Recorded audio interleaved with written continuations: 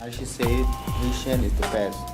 But when it comes to fashion, I must say Haitian is the best dress because we're always on point.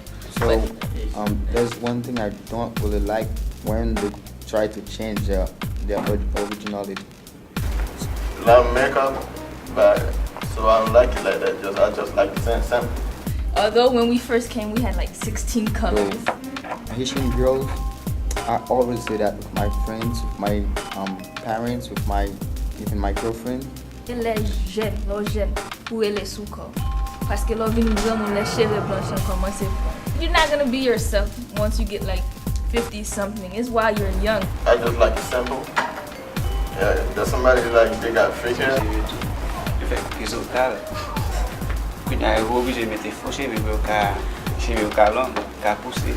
Tu vas mettre faux cheveux, But let's just say, Haitian is basically when it comes to fashion is a competition. You always want to look better than the other person that you just saw. Haitian girls like, how can I say that, fake hair? How can I say that?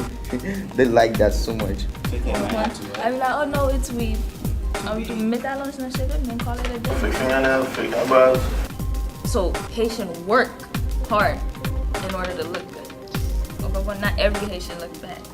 But we young ladies should watch how we carry ourselves.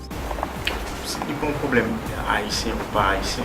The way you portray yourself to a guy, he won't take, let's say, if you come with this tank top and booty short, he won't take you serious. It's oh, it looks nice. Unless you're wearing something that it's not too cover up, but it covers your main part that don't show that you're, not serious. I think you can still look good without everything fake.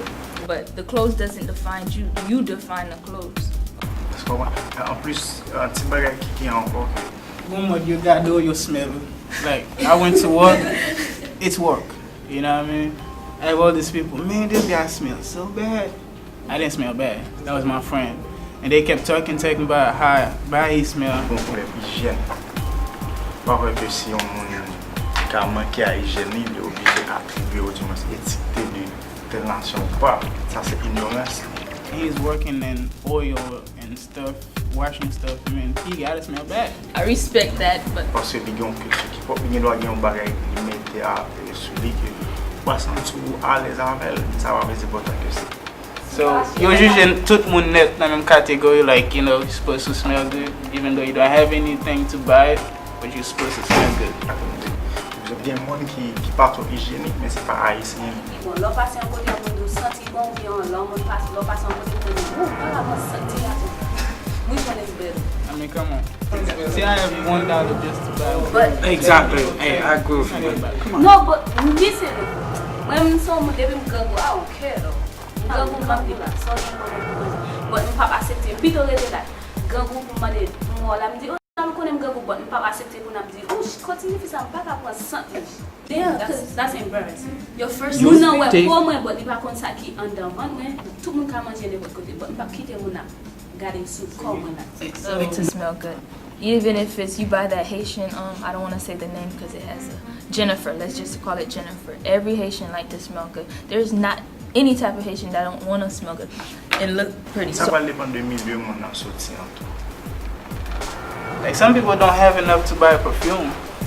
In Haiti, there's no like mall that you can just go choose what you want and pay for. C'est même ça tu vas regarder. Tu vas regarder les gens qui ont bien watts. Mais là c'est pas des gens qui connaissent les choses tout. Tu vas regarder ça, ça va acheter des vidéos de monde. C'est pas ça les c'est une catégorie qui définit tout ensemble là. Il y a des gens qui ont l'autre monde qui gagne Freddy, on sait de rien, ils ont l'autre monde. So once you have that clothes, you just throw it on. Parce que les gens yo mettent haïtien puis faut monde qui boit ici là, l'aime tout boire ici dans les États-Unis. Ils passent de un point à un autre. Dans la société, ils vivent là, probablement, ils ont une zone qui recule. Côté que gain des soins hygiéniques, ils pas jamais connaît. Mais c'est le monde ça va très souvent que nous gagnons bon lundi en l'autre monde yo gagne en face. Okay, but when we come to America, let's all say we look best. Red on red, black on black. We're matching from head to toes. We're always smelling good. That's all I gotta say. We look good. We always look good. Okay, next.